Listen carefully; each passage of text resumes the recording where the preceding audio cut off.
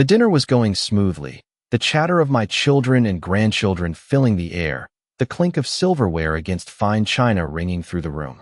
The perfect family dinner, everyone gathered, my son, Ryan, his wife, Emily, and their kids. But then, in the midst of it all, Emily leaned in, her breath warm against my ear. Her whisper cut through the noise. "I'm pregnant with your husband's child." I froze. My mind went blank, but my heart was racing. The room didn't stop for me. The laughter continued, but I was stuck in that moment. My world shifted beneath me. How had it come to this? Emily, with her perfect smile and flawless poise, just dropped a bombshell, one that I could never have seen coming. The words echoed in my head. I couldn't speak. I couldn't move. All I could do was force a smile, a tight-lipped grimace, and nod as if nothing was wrong. My son was talking, his voice muffled in my ears as my thoughts spiraled. Did he know? How long had this been going on? It felt like everything I thought I knew about my family was slipping away, unraveling right before my eyes. The warmth of the meal before me, the laughter of my grandchildren, all felt so distant now, like I was standing on the outside, looking in. How long had they been planning this? Were they laughing at me? I swallowed hard, my throat tight, my breath shaky as I glanced around the table. No one seemed to notice the weight of what had just been said. No one but me. And suddenly, the house felt too small, the walls too close, the air too thick. My heart ached, but I didn't let it show. I couldn't. Not yet. I would find the truth, and I would make them see. I wasn't going to let this slide. Not like this. My thoughts raced faster than I could catch them. The betrayal was so raw, so unexpected, but I wasn't going to break. I was going to find out everything. I would make them regret underestimating me. The dinner table felt suffocating, the laughter around me growing quieter as the words Emily had whispered echoed in my mind. My breath was shallow, my hands shaking ever so slightly as I forced myself to remain calm. The room seemed to spin, and I had to remind myself to breathe.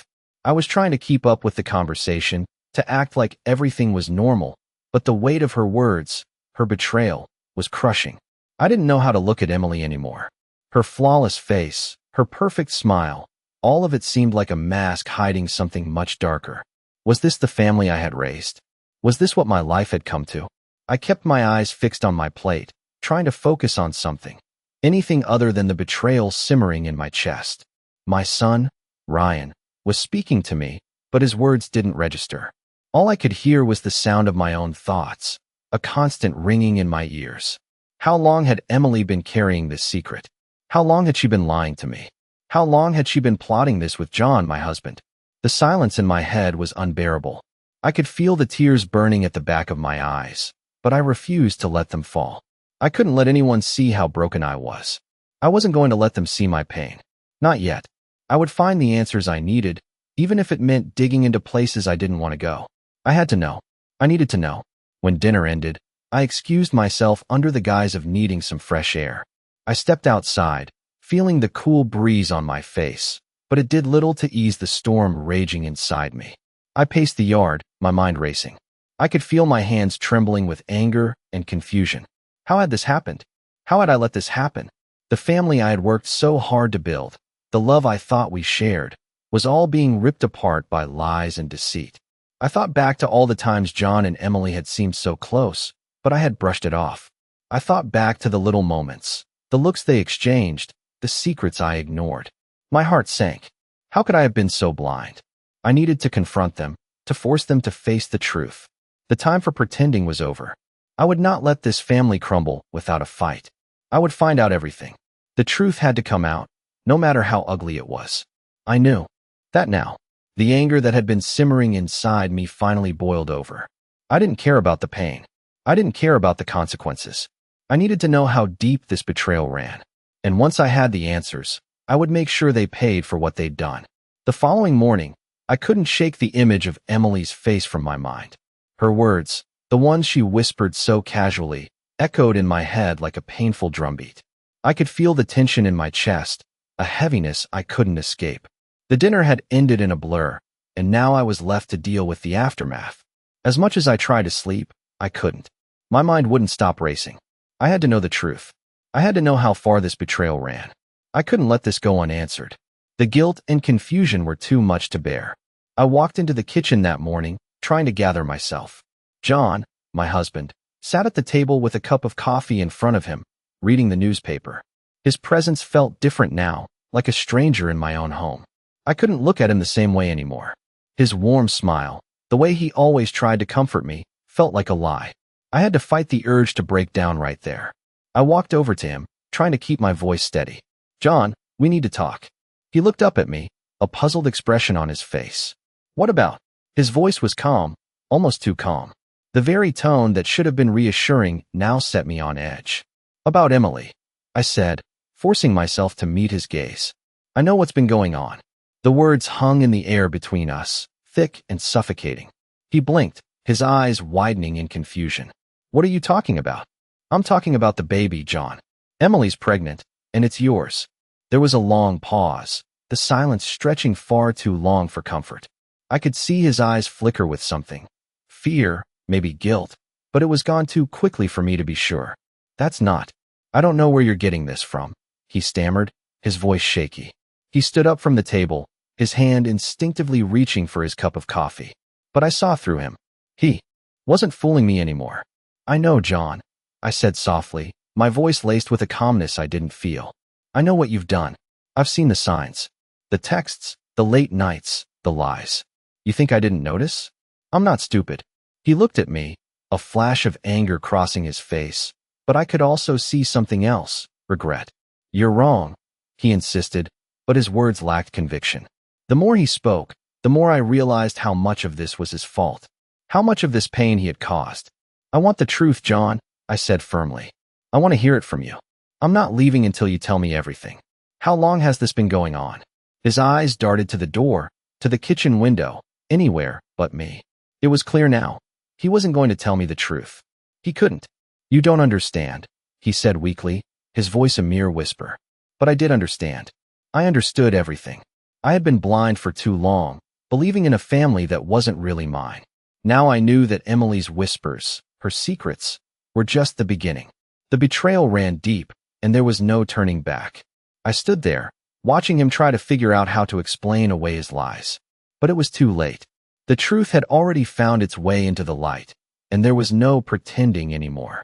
The room felt suffocating, the silence between John and me hanging like a thick fog. I stared at him, waiting for an explanation, but his eyes avoided mine, darting around the room, anywhere but where I was. I could feel the weight of the truth pressing down on me, suffocating me, and I knew, deep down, that nothing he could say would ever make it right. He had already betrayed me. His silence spoke louder than any words could. I could hear my own heartbeat in my ears, fast and erratic, and yet the world around me felt oddly still. I didn't mean for it to happen like this, he finally muttered, his voice barely above a whisper. I almost laughed. He didn't mean for it to happen? As if that would make it any better. You didn't mean for it? I repeated, my voice steady but sharp. You didn't mean for it, John? How many lies have I been living? For years? How many times did I trust you, thinking everything was fine, when in reality, you were keeping this from me? My hands clenched into fists, my nails digging into my palms, but I didn't care. I couldn't care. I never wanted to hurt you, he said, looking me in the eye for the first time. But I saw nothing but guilt in those eyes. Then why did you? I asked, my voice cracking slightly. I was done pretending. I was done holding it together for the sake of appearances. The truth had already broken me, but I wouldn't let him see that. Not yet. I had to know the whole story. I had to know how deep this went. How long has it been going on? I demanded, my voice low but firm. He hesitated. That pause, that moment of silence, told me everything I needed to know. It had been longer than he was willing to admit. It had been longer than I had imagined.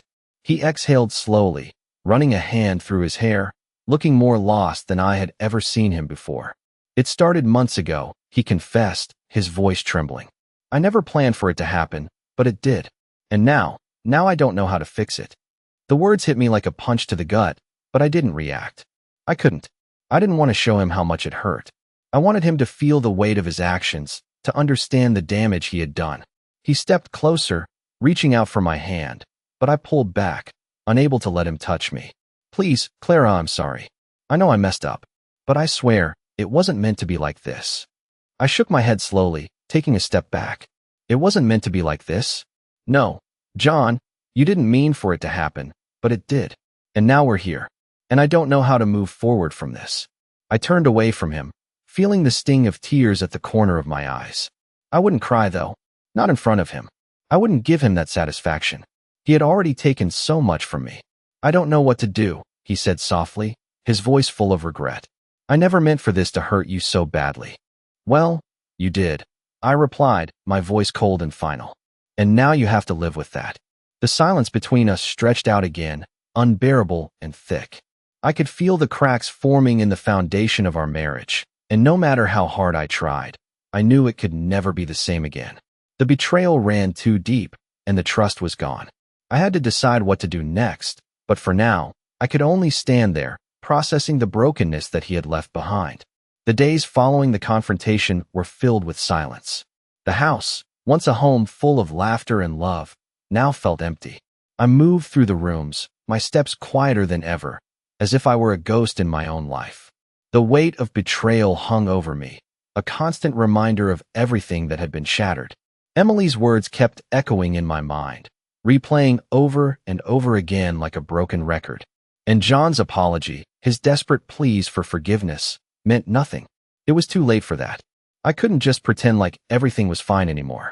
The trust was gone, and no amount of apologies could fix that. I spent my days in a daze, trying to find some sense of normalcy, but it felt impossible. I tried to focus on small things, things that used to bring me comfort, gardening, reading, even cooking, but it all felt hollow. The life I once had was slipping through my fingers. I had become so accustomed to the idea of us, me, John, the family, that I didn't know who I was anymore without it. The memories of us together kept haunting me. Our family dinners, the vacations, the quiet moments we shared. How could he have thrown all of that away? How could he have done this to me? It wasn't just Emily. It was everything. The lies, the secrets, the years of pretending that everything was okay when it wasn't. He had betrayed me in the worst possible way, and I felt like a fool for not seeing it sooner. I knew I had to make a choice. I couldn't keep living in this limbo. I couldn't keep holding on to something that wasn't real. I had to start over. But the thought of starting over at my age, with so much lost, felt terrifying. I didn't know where to go from here. What would my life look like without John? Without the family I had built? The uncertainty gnawed at me, but I also knew that I couldn't keep living in a lie. I had to find my own path, my own strength. I couldn't wait for someone else to fix this. I had to fix myself first. I spent the next few days thinking about what I wanted, what I needed. I realized that I didn't need their approval or their apologies. I needed peace, and I needed to regain my sense of self. The hardest part was accepting that my marriage, the one I had cherished for so many years, was over. But I also knew that I had to let go. It wasn't easy. Every part of me wanted to fight, to hold on, but deep down, I knew it was time. The betrayal had already taken its toll, and there was nothing left to save. I walked into the living room one afternoon, and for the first time in days, I felt a sense of calm wash over me. The house was quiet. For the first time, I wasn't filled with anger or sadness. I just felt calm. I didn't need their approval. I didn't need their lies. I only needed myself. I was going to move on, one step at a time. It had been a week since I made the decision to move on, but the weight of the past still lingered like a shadow over my every step. The house felt different now. The emptiness was no longer painful. It was simply quiet, and I began to find comfort in the silence. The days were filled with small moments of clarity. I spent time in the garden, tending to the flowers that I had once shared with John. I could still remember how we would argue about which plants should go where, but now, in the stillness, I could appreciate their beauty on my own. It wasn't perfect, but it was mine. I started to realize that this house, which had once held so many memories of our life together, was still just a building. The real memories, the love, had faded with the years of lies and betrayal. I didn't need it anymore. I didn't need anything from John, from Emily, or from anyone who had played a part in my heartbreak. I needed to find myself again. I spent hours organizing the house, going through old things, sorting through decades of memories. Each item I touched was a reminder of the life I had once known, but it wasn't the life I wanted anymore. I wasn't the person I had been, and that was okay. It was time to let go of the past and embrace what was ahead. I knew it wouldn't be easy, but I had already come so far. The hardest part was finally telling John. He had been calling me, sending messages, apologizing, but I had ignored them. I couldn't do it. I couldn't fall back into the same patterns of hurt and forgiveness. I wasn't his to fix anymore. One afternoon, as I sat at the kitchen table with a cup of coffee in hand, I finally picked up the phone. My hands were steady as I dialed his number. It rang twice before he picked up. Clara, his voice was soft, almost hesitant. I'm so sorry. I've been trying to reach you. Please, let's talk. We need to fix this. I took a deep breath before answering. John, I've been thinking about everything, and I've made my decision. I can't do this anymore. We're done. There was a long pause on the other end. I could feel the weight of the silence, and for a moment, I wondered if I had made a mistake. But then I remembered everything that had led me here. The lies, the betrayal, the years of heartache. I had no reason to doubt myself. I can't be the person I was. I continued, my voice calm but firm. And I'm not going back to that life. I need to move forward, and I need to do that alone. He didn't say anything at first, but I could hear the pain in his silence. Clara, please, he finally whispered. I love you. I paused, feeling the weight of his words, but I wasn't swayed. You don't love me, I said softly. You love the idea of me, but that's not enough anymore. I hung up the phone before he could respond, and for the first time in a long time, I felt free. It wasn't easy. It wasn't perfect, but it was mine. I was taking control of my life, one step at a time. It had been a few days since I had made the decision, and the weight of it still lingered in the back of my mind. But with each passing moment, I felt myself growing stronger. I didn't need anyone to tell me what I deserved anymore.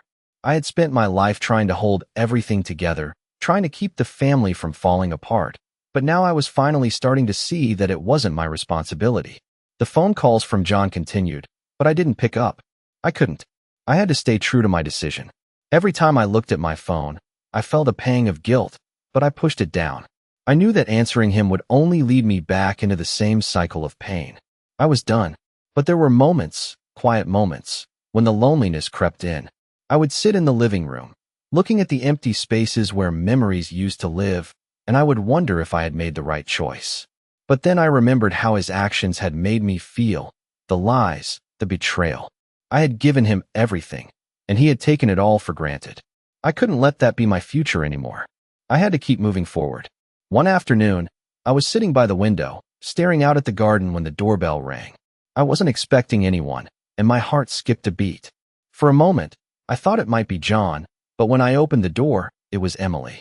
Her face was soft, almost apologetic, but I didn't trust it. I didn't trust her. Clara, she said quietly, almost hesitantly. Can we talk? I stood there for a moment, unsure of what to do.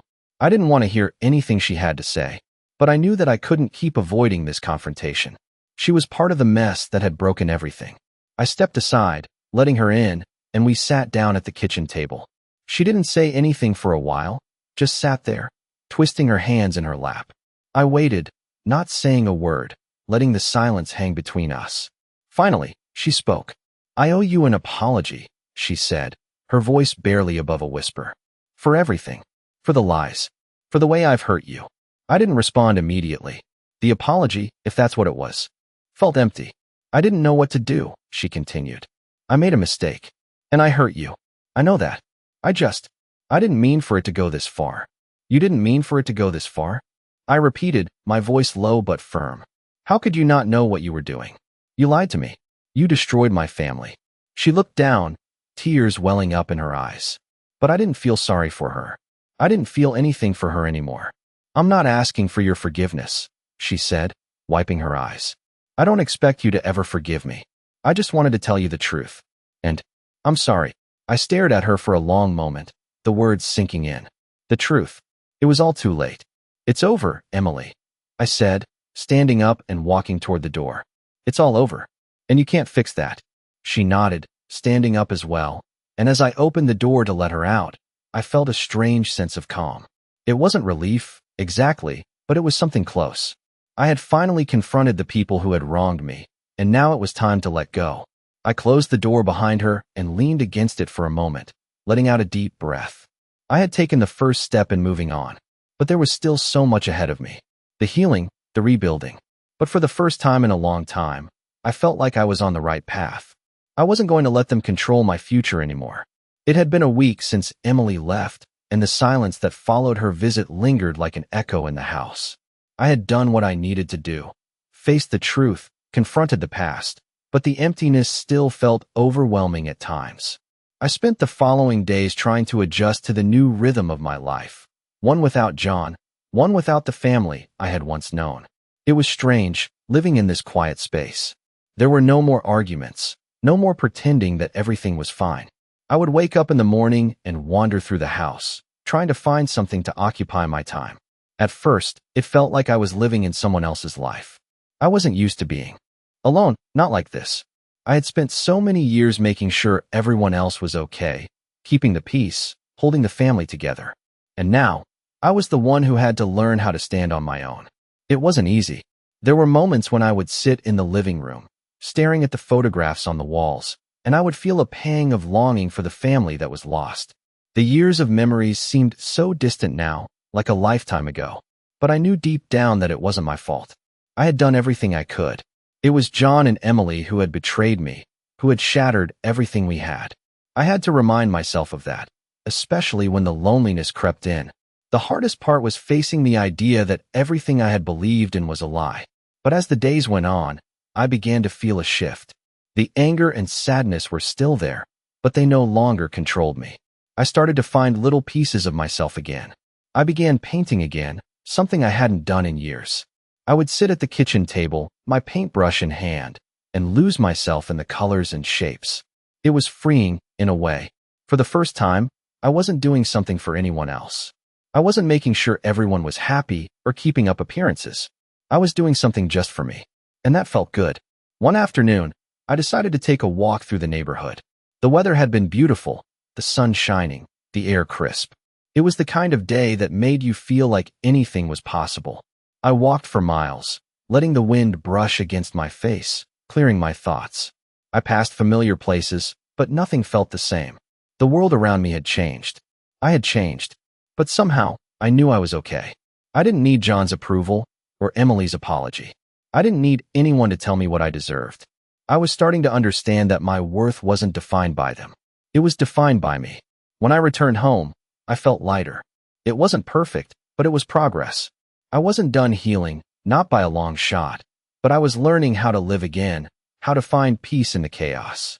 It wasn't the life I had imagined, but it was my life. And for the first time in a long time, that felt like enough. It had been a few months since I made that decision, and as time passed, I found myself adjusting to this new life I had created. The silence that once felt suffocating had become familiar, even comforting. I spent my days doing things I had forgotten I loved. I'd often take walks through the neighborhood, where I could feel the warmth of the sun on my face, and for the first time in a long time, I felt at peace.